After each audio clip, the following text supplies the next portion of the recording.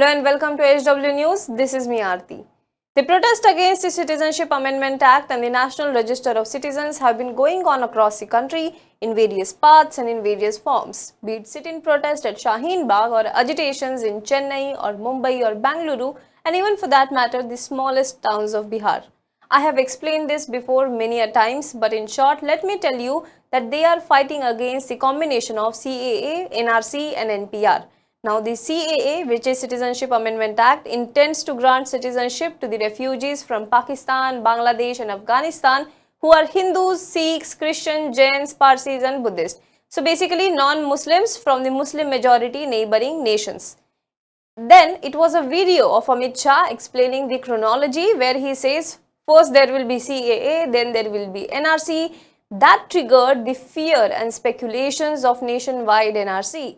Not only that, during Jharkhand polls, Amit Shah in a rally set a deadline and said that in every state the NRC will be repeated and the process will begin before 2024 Lok Sabha elections.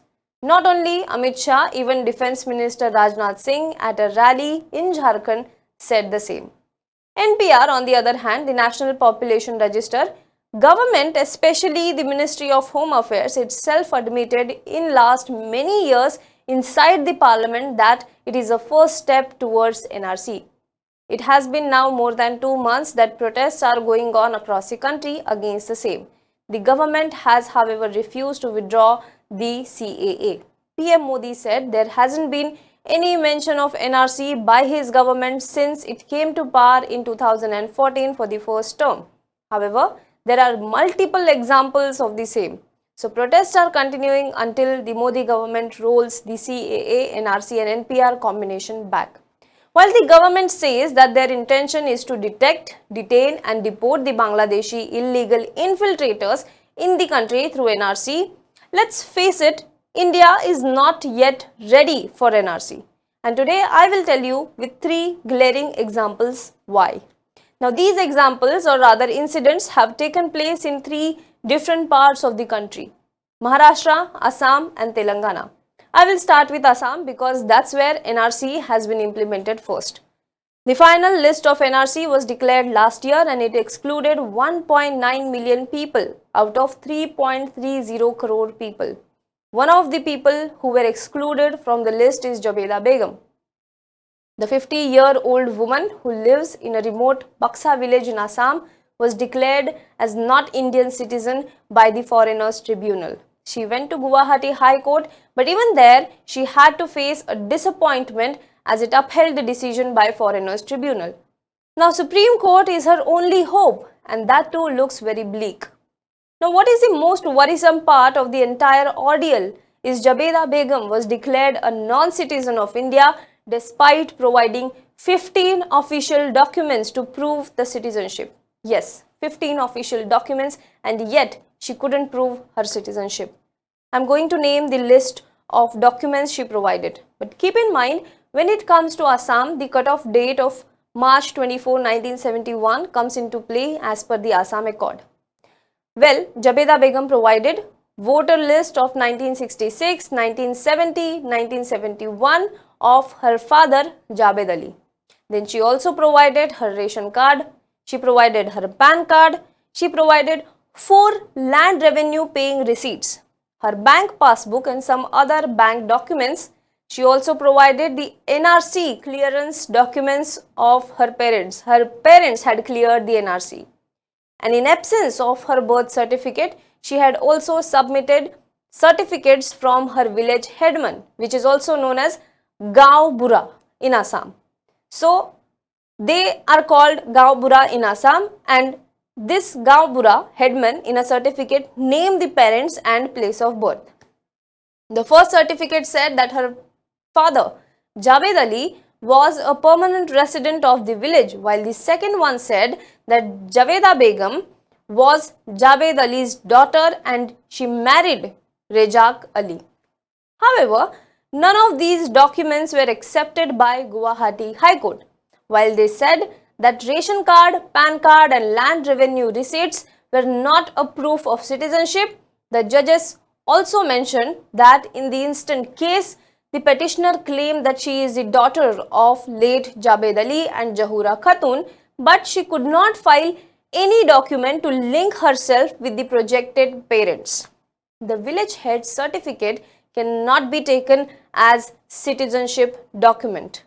Now, Jabeda says that she is a victim of river erosion, thus her family has to change villages.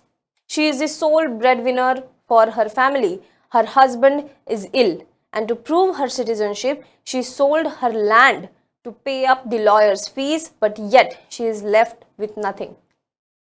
So while her brother has appeared in the NRC list, she has been excluded, and Foreigners Tribunal and Guwahati High Court both said that she is not a citizen of this country. She is not the citizen of India. Now let's come to the second incident. This incident is from Maharashtra. A couple in Mumbai were accused by the police of being Bangladeshi infiltrators who were residing illegally in Mumbai.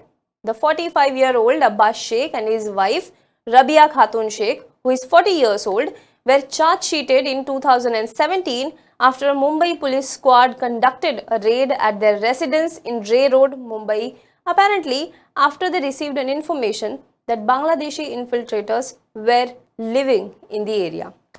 So the couple were booked for breach of condition of Rule 3, punishable under Rule 6 of the Passport Entry into India Rules 1950 and under Para 3, subsection 1 of the Foreigners Order 1948, which is punishable under Section 14 of the Foreigners Act 1946. The prosecution witness had stated that the accused entered India through an unauthorized route without valid documents of entry. The reasons for the move were stated to be poverty and starvation in Bangladesh. However, an additional chief magistrate of the Esplanade Court in Mumbai acquitted both of them. While Abbas had filed his Aadhar card, PAN card, election card, passbook, health card and ration card, Rabia Khatun on the other hand had filed her Aadhar card, PAN card and election card. The court held that the possession of election card is in fact sufficient to prove their citizenship. The judge observed that the accused have filed various original documents, most of which are issued by public authority and are acceptable as evidence on record to prove their citizenships. The court, while acquitting the duo, also said that the prosecution completely failed to prove their charges it levelled against them. Now comes to third example. This is from Telangana, Hyderabad. A picture went viral on social media. A notice from UIDAI authority in Hyderabad to a person named Mohammad Sattar. According to the notice dated February 3, he was summoned because the authority's regional office in Hyderabad received an alleged complaint or allegation that they were not Indian nationals and had obtained Aadhar through false pretenses and by submitting false documents. The notice claimed that the Hyderabad regional office has instituted an inquiry into the veracity of the allegation and summoned him before inquiry officer on February 20 to produce original documents and listen to it very carefully to prove their citizenship. If they fail to appear in person and produce the documents, their Aadhar numbers will be deactivated. And it must be noted here that the notice did not specify the documents that would be considered as a proof of citizenship. Now, after the matter came to light, UIDAI said that such notices were sent to almost 127 people. It also said that the notice had nothing to do with anyone's citizenship or nationality. But here is what is exactly written on the notice, and I am reading it to you. You are hereby directed to appear before the undersigned inquiry officer at 11 hours on 20th February 2020 at Mega Gardens Royal Colony near Diamond Hotel, Balapur, Rangareddy District, Telangana, and the pin code is 500005 with all the necessary documents in original to prove all your claims of citizenship, and if you are not an Indian national, to prove that you have entered the territory of India legally and your stay is valid. Now, back in December 2019, news was widely reported. As per the news, the top government officials had said that Aadhar, voter ID card and passport are not citizenship documents.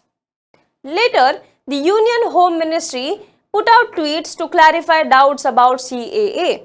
The Ministry of Home Affairs spokesperson said, citizenship of India may be proved by giving any document relating to the date of birth or place of birth or both. Such a list is likely to include a lot of common documents to ensure that no citizen is duly harassed or put to inconvenience. Another tweet said that illiterate citizens not having any document will be allowed to produce witnesses or local proofs supported by members of the community. But this was proved wrong in case of Jabeda Begum's case. So you have three examples from three different states. While the certificate from the local village head was not sufficient for Jabeda Begum as per Guwahati High Court, for the Mumbai couple, voter ID was enough to prove citizenship as per Mumbai court. In Hyderabad, Aadhar authority UIDAI, which strictly maintains that it is a proof of residence, asked people to produce documents to prove their citizenship. So does this mean that there are different standards and different measures to prove citizenship in different states of the country? These three incidents prove that what government claims and what is happening on ground regarding the proof of citizenship is completely different. If this is not messy, then what is? It is legitimate that people would have concerns because there is complete absence of clarity. And more so, there are different versions of what constitutes as citizenship proof. Imagine if this happens on a larger scale, if this confusion persists. And thus, the government should come clean on what their stand is on NRC and citizenship. Do let us know what you think in the comment box below. For more news and updates, you can log on to www.hwnews.in.